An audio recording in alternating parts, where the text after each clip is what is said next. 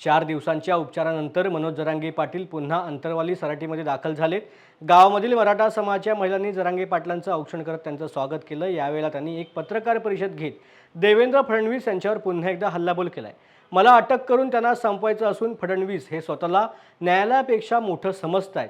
तुम्ही माझी SIT चौकशी करता आणि घोटाळे करणारे तुमच्या मागे सुगंधी अगरबत्तीप्रमाणे फिरतायत, याचं काय असा प्रश्न विचारत अजूनही फडणवीसांनी शहाणपणाची भूमिका घ्यावी असा टोला जरांगेंनी लगावलाय। उद्देश मराठा आरक्षण गोरगरिबांचे लेकरं मोठं करणं, त्याच्यावर मी कायमस्वरूपी ठाम राहणार, हलणारच नाही। मग आता देवेंद्र फडणवीस साहेबांची इच्छा मराठ्यांचे आमदार आणि मंत्री पूर्ण करायला लागलेत।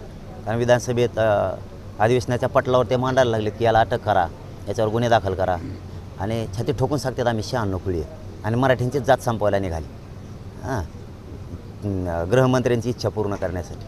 बाळाहो, पण तुम्हाला मोठं या मराठ्यांनी केलेलं आहे, तेव्हा तुम्ही मिशीवर ताव देऊ शकता, कोलावर ताव देऊ शकताय, छातीवरती हात हाणू शकताय, मी 96 खुळी म्हणून। पण मराठ्यांची जात संपवायला निघालात, याचं भान नाही राहिलं तुम्हाला। तुम्ही जात मोठी मानायचं तर पक्ष मोठा मानायला लागला, नेता मोठा मानायला। तुम्हाला थोडं बोललो मी, नेत्याला पक्षाला बोललो ना, तुमचीच जात मोठी होणार आहे ना, तुम्हाला काय लागायची गरज होती एवढी?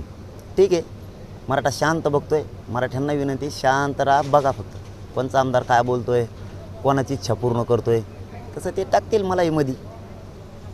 मी तयार आहे, कुठे नाही तर आता होतं पळून गेलो असतो कुंकडे, कोणाच्या घरात जाऊन बसलो असतो। एवढं मोठं राज्यात मला घरं येत बसायला, कोणाच्या घरी बसू शकतो मी। पण करोडो मराठा नंतर त्या ऑफिस पुढं कसा बसतो, जेल पुढं कसा बसतो, मग कळन त्यांना।